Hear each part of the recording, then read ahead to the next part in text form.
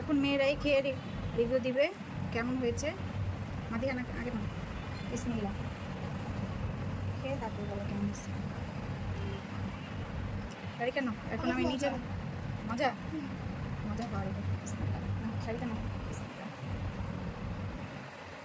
কেমন হয়েছে বলো।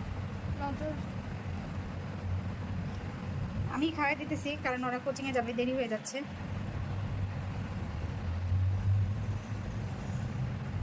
নাও আদিয়া,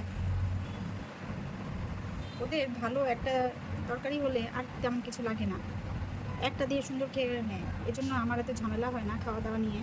যে কোনো একটা তরকারি ভালোভাবে রান্না করলে ওইটা দিয়ে ওদের খাওয়া হয়ে যায়। না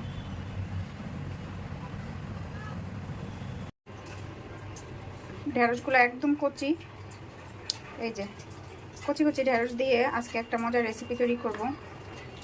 এটা খেতে খুবই মজা লাগে। সবগুলো ঢেঁড়স একদম কচি।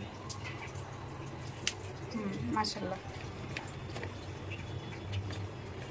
সবগুলো ঢেঁড়স একদম কচি সুন্দর। আমি ওর আব্বুকে বারবার বলে দিয়েছিলাম যে সবগুলো ঢেঁড়স যেন কচি হয়, একটা ঢেঁড়সে যেন ইয়ে না হয়। না মাশাআল্লাহ, দেখে দেখে সুন্দর ঢেঁড়স আনছে।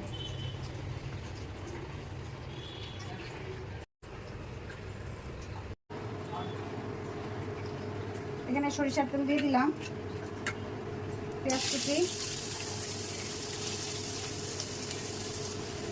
পেঁয়াজটা বেশি ভাজবো না,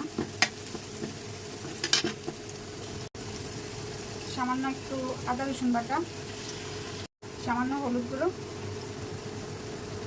সামান্য মরিচ গুঁড়ো, স্বাদ মতো লবণ।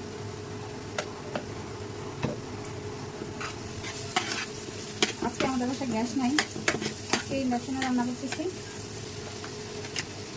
এই যে এখানে চিংড়ি মাছ দিয়ে দিলাম, আর চিংড়ি মাছগুলো আগেই আমি ধুয়ে পরিষ্কার করে লবণ হলুদ মাখায় রাখছিলাম যাতে আমার রান্নার সুবিধা হয়। হ্যালো ভিউয়ার্স, আসসালামু আলাইকুম। কেমন আছেন আপনারা সবাই? আলহামদুলিল্লাহ আমি ভালো আছি। এখানে যে চিংড়ি মাছ আর মশলা সব কিছু কষানো হয়ে গেছে, এখন আমি ঢেঁড়স কুচিগুলো দিয়ে দিলাম। এখানে কিন্তু আমি কোনো পানি ইউজ করিনি,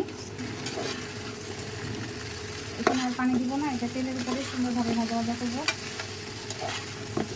আর এইভাবে ঢেঁড়স ভাজিটা কিন্তু খেতে খুবই মজা লাগে।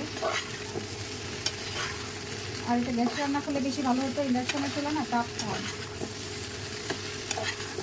তাহলে দুর্গাটা উঠবে না আর কি। এখানে কাঁচামরিচ কুচিগুলো দিয়ে দিলাম, আর ঝালটা যা যা পছন্দ মতো। আমি মিডিয়াম ঝাল দিয়েছি, বাচ্চারাও খাবে এই জন্য। আর কে কীভাবে ঢেঁড়স ভাজি করেন কমেন্ট করে জানাবেন।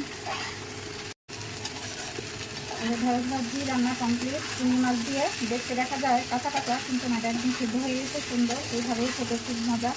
আর রান্না করতে করতে কালারটা চেঞ্জ হয়ে গেলে এটার স্বাদ চেঞ্জ হয়ে যায় আর ফ্লেভারটাও চেঞ্জ হয়ে যায়।